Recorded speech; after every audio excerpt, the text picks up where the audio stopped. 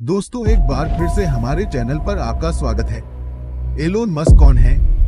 आजकल दुनिया भर में एलन मस्क को लेकर हमेशा चर्चा का विषय बना रहता है। Anything on the sensors, that's a problem.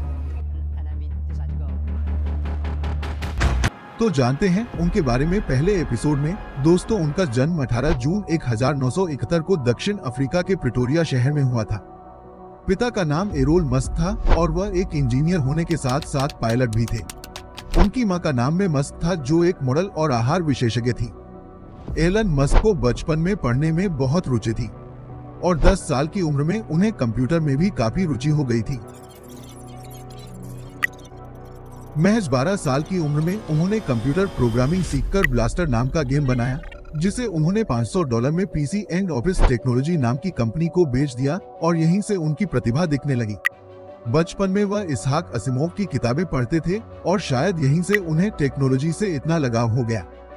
बचपन में स्कूल के दिनों में उन्हें बहुत परेशान किया गया था। भले ही उन्हें बचपन में परेशानियों का सामना करना पड़ा, लेकिन बाद में उन्होंने मानवता के हित में कई सराहनीय कार्य किए। 17 साल की उम्र में उन्होंने क्वींस यूनिवर्सिटी से स्नातक की पढ़ाई शुरू की और वहां 2 साल तक अध्ययन करने के बाद वह पेंसिल्वेनिया विश्वविद्यालय में स्थानांतरित हो गए, जहां उन्होंने 1992 में भौतिकी में बैचलर ऑफ साइंस की डिग्री ली। 1995 में एलन मस्क पीएचडी करने के लिए कैलिफोर्निया चले गए, लेकिन वहां रिसर्च शुरू करने के 2 दिन के अंदर ही उन्होंने अपनी पढ़ाई छोड़ दी और एक सफल बिजनेसमैन बनने की ओर अपने कदम बढ़ा दिए। 1995 में उन्होंने अपने भाई के साथ ज़िप्डो नाम से एक सॉफ्टवेयर कंपनी शुरू की, जिसे बाद में कॉम्पैक्ट कंपनी ने $307 मिलियन में खरीद लिया। इसकी बिक्री के बाद एलोन मस्क को ज़िप्डो में अपनी 7% हिस्सेदारी से कुल $22 मिलियन प्राप्त हुए। फिर 1999 में इस पैसे में से $10 मिलियन लगाकर उन्होंने एक्सकॉम की स्थापना की, जो एक वित्तीय सेवा कंपनी थी, और 1 साल बाद ये कंपनी कॉन्फिनिटी नाम की कंपनी के साथ जुड़ गई। इस कॉन्फिनिटी कंपनी के पास मनी ट्रांसफर सेवा हुआ करती थी, जिसे आज हम पेपल के नाम से जानते हैं। 2002 में ईबे ने पेपल को $5 बिलियन में खरीदा और इस डील के बाद एलन मस्क को $165 मिलियन का फायदा हुआ।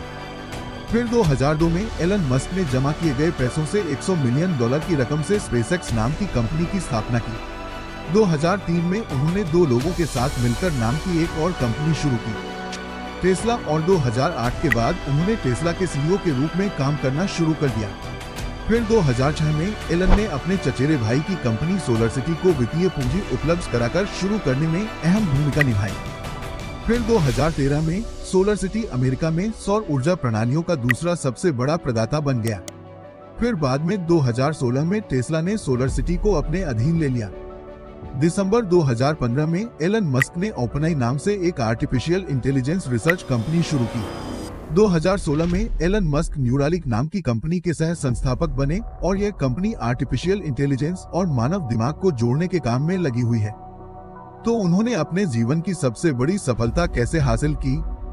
एक ऐसा रॉकेट बनाकर जो लॉन्च करने के साथ साथ धरती पर वापस भी आ सके और दोबारा इस्तेमाल किया जा सके, जो उस समय एक असंभव कार्य था। तो दोस्तों, दूसरे एपिसोड में हम जानेंगे एलन मस्क की सफलता की कहानी। जय हिंद दोस्तों, अलविदा।